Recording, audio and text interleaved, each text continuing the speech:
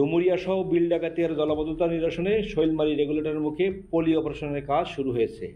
বৃহস্পতিবার সকাল থেকে দুটি লং বুম এক্সকাভেটর দিয়ে গেটের মুখে পলি অপারেশনের কাজ শুরু করেছে খুলনা পানি উন্নয়ন বোর্ড। এর আগে বিলভাবলা কালীতলা গেটের কপাট খুলে ময়ূর নদী দিয়ে পানি নিষ্কাশনের ব্যবস্থা করা হয়।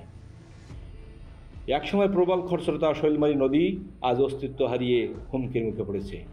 পলি ভরাট হয়ে প্রায় সমতল ভূমিতে রূপ নিয়েছে। নদীর সাথে সংযুক্ত অধিকাংশ গেটের জল কপাট বন্ধ হয়ে গেছে, যার ফলে এ নদী সম্পর্কিত ডুমুরিয়া ও গটিয়াকাটা এলাকায় জলাবদ্ধতা যেন নিত্যদিনের সাথী হয়ে পড়েছে।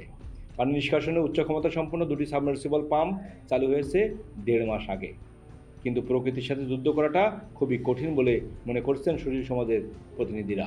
দুইটা পাম্প ওখানে স্থাপিত হয়েছে, তারপরেও সেই পাম্প এখনো চলমান থাকা অবস্থায়ও মূল যে বিষয়টি, আমরা প্রকৃতির সঙ্গে যুদ্ধ করছি। এই প্রকৃতির সঙ্গে যুদ্ধ করাটা খুবই কঠিন। তো যার জন্যে 10টা রেগুলেটর এখনো কমপ্লিট সিল্টেড হয়ে বসে আছে। তো এখনো পর্যন্ত আমরা সেই পূর্ব কানাইডাঙ্গা পর্যন্ত, মানে আমাদের রেগুলেটর থেকে শুরু করে ওই গুটুদিয়া বিলের টিয়াবুনিয়া রেগুলেটর আর ওই পূর্ব কানাইডাঙ্গা রেগুলেটর পর্যন্ত, যেখানে নদীর বাঁক পর্যন্ত রয়েছে, এই বাঁক পর্যন্ত যদি আমরা একদম কমপ্লিট একটা মানে সুইপিং করে ফেলতে পারতাম, তাহলে আমাদের জলাবদ্ধতা নিরসন হয়ে যেত বলে আমি মনে করি। গত কয়েকদিনে ভারী বৃষ্টিতে ডুমুরিয়া আবারও জলাবদ্ধতার ইঙ্গিত দিচ্ছে প্রকৃতি। ইতিমধ্যে উপজেলার রংপুর, রুদ্রগড়া, খন্ডিয়া ও গুটুদিয়া ইউনিয়নের অনেক জায়গায় জলাবদ্ধতা দেখা দিয়েছে। তাই রেগুলেটরের জল কপাট চালু করার লক্ষ্যে পলি অপারেশনের উদ্যোগ নিয়েছে পানি উন্নয়ন বোর্ড। বিল ডাকাতিয়ার জলাবদ্ধতা নিরসনের জন্য আমাদের ইতিমধ্যে যে 2টা পাম্প কার্যকর রয়েছে, পাম্প সর্বদা চলমান আছে। তাছাড়া আমরা পলি অপসারণ, যেহেতু আমাদের এই সাইডটা পলিতে ভরে গেছে, সেই পলি অপসারণের জন্য অলরেডি আমাদের 2টা লং বুম এক্সকাভেটর সাইটে পৌঁছাইছে এবং কাজ চলমান আছে।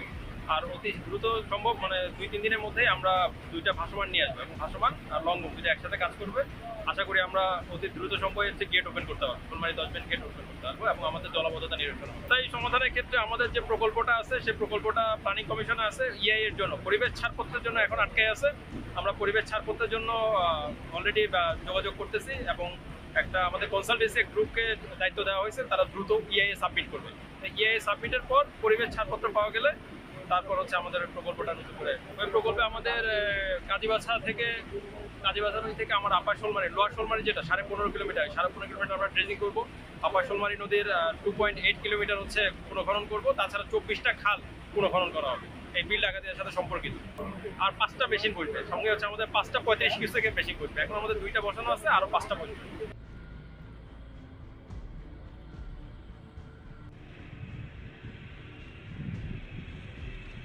সুব্রত ফৌজদার, খুলনা গেজেট।